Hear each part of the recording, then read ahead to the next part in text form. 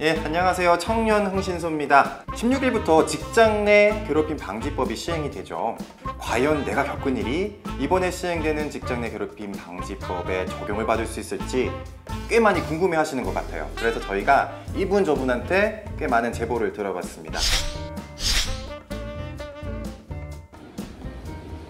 특송이라고 하는 것은 이제 한마디로 물품을 기차로 배송하는 업무인데 1, 2분 이내에 이걸 물건을 올리고 내리고 해야 합니다.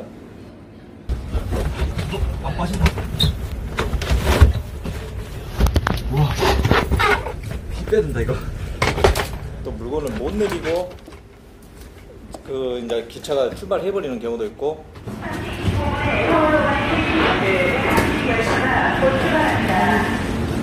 고객들은 이제 물건이 안 왔으니까 또 그 요건 요대로 사비를 써가면서까지 그 집에 배송을 해주기도 하고, 1인 근무 여사 같은 경우는 말하신 대로 이 점심시간이란 자체가 없습니다.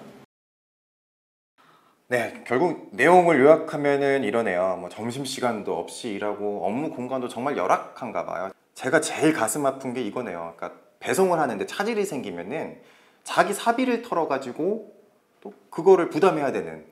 그럼 이게 과연 이 직장 내 괴롭힘 방지법에 적용을 받을 수 있는지 한번 따져보도록 하겠습니다.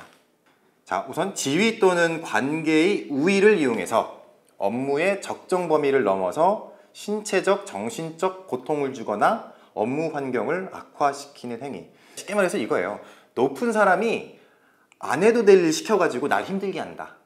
근데 여기서 중요한 게 뭐냐면 높은 사람이라는 말이죠. 직장 상사가 너 이 공간에서 일해, 혹은 네 사비 털어서 네가 메워, 이런 건 없었나 봐요. 그러니까 좀 암묵적인 강요랄까요? 그래서 이 부분은 조금 아쉽지만 그래도 좀 이게 적용이 어려울 것 같네요. 그럼 이런 경우는 어떨까 싶어요. 만약에 윗사람이 시켰다면, 정말로 시켰다면 이건 이 법을 확실하게 적용받을 수 있는 건가? 노동부에 제가 직접 한번 전화를 걸어서, 네, 안녕하세요. 저 SBS 이경훈 기자입니다. 그러니까 이러네요. 사용자가 제공한 비품을 통해서 노동자는 노동만 해야 되는데 그게 사실상의 계약인데 이거는 계약 자체를 위반한 거다.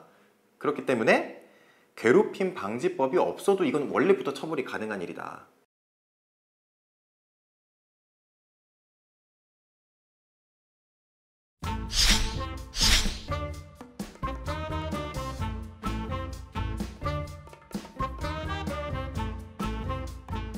이 괴롭힘 방지법이라는 게요, 반드시 사업장 안에서만 일어나는다고 거기서만 적용되는 건 아니라고 하네요. 온라인상에서 자기 후배를 막 괴롭혀요. 이런 것도 역시 직장 내 괴롭힘 방지법에 적용을 받을 수 있다고 합니다. 그런데 이분 같은 경우에는 익명 어플리케이션 있잖아요. 그러니까 괴롭히는 당사자가 누군지 알 수 없는 공간이라는 거예요. 그래서 이 부분 같은 경우에는 결국엔 좀 적용받기가 어렵다는 거죠. 요즘에 또 보면은 후배들이 모여가지고 선배 왕따 시키는 경우도 적지 않은 모양입니다. 그래서 이 부분도 한번 좀 알아봤어요. 그런데 이거는 포함이 될 수 있다고 합니다. 먼저 결론부터 말씀드리면, 왜냐하면 단순히 이게 수직적인 관계에서만 적용되는 게 아니래요. 그러니까 수평적인 관계에서는 이 후배가 훨씬 더 많은 숫자를 점하고 있잖아요. 후배 여러분들도 조금 조심할 필요가 있겠네요.